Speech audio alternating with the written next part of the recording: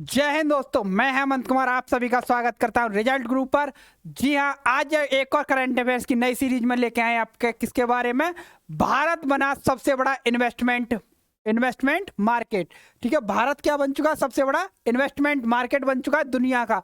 भारत ने चीन को पीछे छोड़ दिया है दुनिया में। जो इन्वेस्ट करने वाले जितने भी इन्वेस्टर्स होते हैं, निवेशक होते हैं, वो भारत की तरफ से आकर्षित हो रहे हैं। ये एक रिपोर्ट आई है, उसके बारे में आज को पूरी बताएंगे। ये आपके पेपर के लिए, स्टेट पीसीएस और सिविल सर्विसेज के लिए काफ़ी जरूरी हो सकती है। तो चलिए, और अन्य एग्जामों में भी ये काफ़ी जरूरी महत्वपूर्ण टॉपिक है, तो इसके बारे में पूरा जानकारी देंगे। चलिए शुरू करते हैं हम अपने आगे के लिए। चलिए, तो देखिए ये करंट अफेयर्स, तो करंट अफेयर्स का आपका पूरा टॉपिक है। तो आप बताएंगे देखो न्यूज में क्यों रही थी। ये न्यूज देखिए आपकी आई थी, न्यूज में थी India is the most attractive investment destination in emerging in the market. तो ये कौन सी रिपोर्ट है? Invesco report. और दूसरा क्या है? India pips China at the most attractive emerging market for the investmenting Invesco global report. तो ये रिपोर्ट आई है, ये आपकी देखो एएनआई की वेबसाइट, एएनआई का, ये द हिंदू का है। तो सारे न्यूज़पेपर्स में इसका कवर हुआ था। तो चलिए बात करते हैं। तो इन्वेस्को ग्लोबल, कौन सी इन्वेस्को ग्लोबल रिपोर्ट आई है, उसके अंदर क्या है? तो शीर्ष में 142 मुख्य निवेशक के साथ साथ जो सत्तावन केंद्रीय बैंकों और जो 85 जो धन निधि होती है, सॉवरेनिटी क्या होते हैं, फंड्स होते हैं, उसके अंदर क्या है, उन पे एनालिसिस करके इस रिपोर्ट को डिजाइन किया गया है। और इसने कहा है कि भारत ने चीन को छोड़ दिया है। ये एक उभरता हुआ बाजार बना है जो कि इन्वेस्टमेंट हासिल करता है। देखिए यही चीज इसमें लिखी गई है।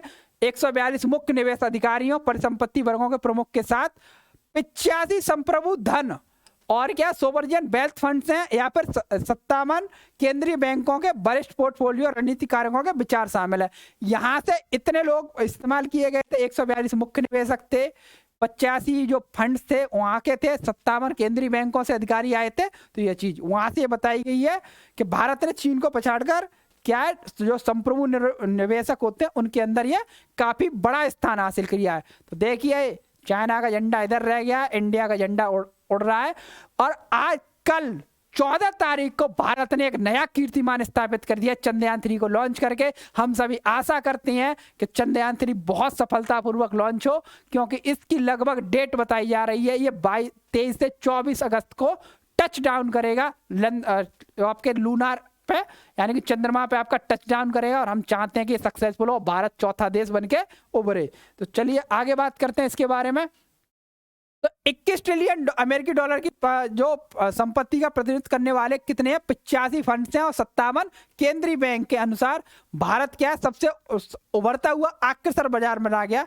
तो ये तो चीज बताई गई है। इसमें कहा गया है कि सॉवरेन वेल्थ फंड निश्चित आय और निजी ऋण का समर्थन करते हैं। ठीक है, तो ये जबकि ठोस जनसांख्यिकी, राजनीतिक स्थिरता और सक्रिय विनिमय के साथ उभरते बाजार विशेष रूप से भारत प्रमुख निवेश स्थलों के रूप में उभरता है। ये क्या देखो, निश्चित आय और निजी ऋण का भी समर्थन करते हैं ये। और साथ में क्या है, जबकि ठोस जनसांख्यिकी है, भारत की ठोस पॉपुलेशन है, राजनीतिक स्थिति है, राजनीतिक पॉलिटिकल एस्टेब्लिशमेंट है, और सक्रिय क्या है, जो सक्रिय क्या है, पूरा विनियमन चल रहा है, पूरी मॉनेटरी साइकिल चल रही है, और साथ ही उभरता हुआ बाजार है, प्रमुख निवेशक इसलिए इसको आकर्षित हो रहा है इसकी तरफ। ठीक है, चलिए चलते हैं। अब देखिए, हालांकि व्यापार राजनीतिक अस्थिरताओं के मामले में भारत अब बेहतर स्थिति में, जनसंख्या तेजी से बढ़ रही है। ठीक है, लगातार ये बढ़ती जा रही है, और दिलचस्प कंपनियां, विनियमित पहल और निवेशकों के लिए बहुत ही अनुकूल वातावरण बन चुका है। कारण क्या है, बहुत सारी चीजें पोलाइट कर दी गई हैं। आप आइए हमारे देश में रहिए, अपना इन्वेस्टमेंट करिए, बहुत सारी स्कीम बना दी है, जैसे एक PLI scheme, profited linked scheme. अगर आप इतने लेवल का आप क्या कर सकते हो, सेल आउट कर रहे हो, माल बेच रहे हो, तो हम तुमको क्या करेंगे, एक इंसेंटिव देंगे, टैक्स में कुछ छूट देंगे। तो ये है। अब साथ ही देखो, भारत मैक्सिको और ब्राजील सहित कई देशों में एक है जो फ्रेड शेयरिंग और नियर शेयरिंग के माध्यम से घरेलू एवं अंतरराष्ट्रीय मांग के उद्देश्य से विदेशी कॉरपोरेट निवेश में लाभान्वित हो रहे हैं। तो कौन कौन से देश हैं आपके? भारत है, मैक्सिको है और ब्राजील है। तो इसके बारे में बताया गया, ये क्या लगातार लाभान्वित रहते हैं, चाहे तो निजी मार्केट हो चाहे इंटरनेशनल मार्केट हो। अब देखिए, भारत और दक्षिण कोरिया, ये ध्यान रखना, भारत दक्षिण कोरिया सबसे ज्यादा आकर्षक गंतव्य के रूप में उभरे हैं, यानी कि आकर्षक इन्वेस्टमेंट कंट्रीज के रूप में उभरे हैं, क्योंकि यहाँ स्टेबिलिटी है। और भाई बिजनेस क्यों किया जाता है? प्रॉफिट के लिए किया जाता है। तो ज्यादातर लोग क्या चाहते हैं? हमारा प्रॉफिट हो। चलिए, तो ये आपको पता चल चुका है, तो आगे बात करेंगे हम लोग, इसलिए आए हैं। तो देखो रिपोर्ट में हाईलाइट्स पॉइंट क्या है, तो देखो भारत अमेरिका किसके साथ, मैक्सिको और किसके साथ, ब्राजील, और साथ में जो सबसे महत्वपूर्ण जो देश थे वो कौन से थे? भारत और साउथ कोरिया। अब देखिए रिपोर्ट में हाईलाइट क्या है, तो पहला रिपोर्ट वही है कि भारत एक आकर्षक किसके रूप में उभरा है? इन्वेस्टमेंट के। अब देखो इसमें क्या, भारत निवेशकों के लिए आकर्षक पैदावार, अनुकूल मुद्रा दृष्टिकोण, व्यापक दृष्टिकोण और मजबूत व्यापक आर्थिक बुनियाद सिद्धांत प्रदान करता है। क्या? आकर्षण पैदावार, ठीक है, अनुकूल मुद्रा दृष्टि, प्रॉफिट एकदम उनको लगता है, फीलिंग आती है हाँ भाई अपना है। और मजबूत तो भारत का है, यह व्यापार जो आर्थिक बुनियादी ढांचा है वो इकोनॉमिक्स इंफ्रास्ट्रक्चर बहुत ज्यादा मजबूत है। इस चीज के बारे में क्या, भारत को सार्वजनिक और निजी दोनों बाजारों में क्या है, जो पब्लिक सेक्टर है और प्राइवेट सेक्टर दोनों में क्या, भारत को शीर्ष स्थान दिया गया है। चाहे पब्लिक सेक्टर में जाना चाहे इन्वेस्टर, चाहे वो प्राइवेट सेक्टर में जाना चाहे, दोनों में मिला है। तो चलिए आगे बात करते हैं। अब क्या, सार्वजनिक इक्विटी एक्सपोजर बढ़ाने के लिए भारत और दक्षिण कोरिया सबसे पसंदीदा। और सार्वजनिक चाहे तो प्राइवेट हो चाहे पब्लिक हो, दोनों में अगर क्या बताया जाए, इक्विटी एक्सपोजर बढ़ाने में सबसे आगे कौन रहा है? भारत और दक्षिण कोरिया। और निजी इक्विटी के मामले में क्या होता है? भारत और ब्राजील, पहले पे भारत दूसरे पे ब्राजील। तो ये दोनों डिफरेंस ध्यान रखेंगे, इक्विटी एक्सपोजर या फिर पब्लिक एक्सपोजर में कौन सा है? भारत और साउथ कोरिया, और निजी मामले में कौन सा? भारत और ब्राजील। क्लियर है? तो इसके साथ ही क्या, भारत मैक्सिको ब्राजील के साथ ही चालू घाटे को वित्त पोषित करते हुए बढ़ते प्रत्यक्ष विदेशी निवेश, सहायक मुद्रा और घरेलू परिसंपत्तियों से लाभान्वित हो रहा है। तो भारत क्या, लगातार ये देश है, इनके साथ क्या प्रत्यक्ष एफडीआई से और सहायक मुद्रा और घरेलू परिसंपत्तियों से क्या हो रहा है? लगातार जो सहायक करेंसीज होती हैं उनके साथ क्या हो रहा है? लगातार ये लाभान्वित हो रहा है, इसका लाभ बढ़ता जा रहा है, जिससे क्या है, अब लाभ बढ़ रहा है, लोग यहाँ आकर्षित हो रहे हैं, इन्वेस्टमेंट कर रहे हैं, उनको भी प्रॉफिट होगा। तो कोई भी कंपनी चाहती है उसका प्रॉफिट हो, और वो लगातार प्रॉफिट पे काम करती है। तो यही चीज है। रिपोर्ट ने उभरते बाजारों में निवेश की चुनौतियों जोखिमों को स्वीकार किया है। संप्रभु निवेशकों को सावधानी पूर्वक मूल्यांकन एवं प्रबंधन करने की सलाह दी है। रिपोर्ट ने यह भी बताया कि उभरते हुए बाजार में चुनौतियां भी बहुत है, जोखिम भी बहुत है। जैसे भारत की जो चुनौती है वही जोखिम भी हो जाते हैं। जैसे कोविड जैसे क्राइसिस में भारत एकदम कोलैप्स हो गया था, पॉपुलेशन की वजह से कभी कभी दिक्कत हो जाती है, इन्वायरमेंटल इश्यूज हो जाते हैं। तो ये सारी चीज़ें तो आपको निवेशकों को बोला, अगर हमारी रिपोर्ट है हम बताते हैं ठीक है, और फिर भी आप एक बार अपने हिसाब से डेटा को एनालाइज करिए, इवेल्युएट करिए, तब करिए, ठीक है। अब क्या है, देखो reasons India attractive to investment, आखिर क्या कारण थे जिससे कि इंडिया में आए? तो ये तो क्लियर है, इंडिया हुआ, तो क्या कारण थे ये आपके पेपर के लिए बहुत जरूरी है।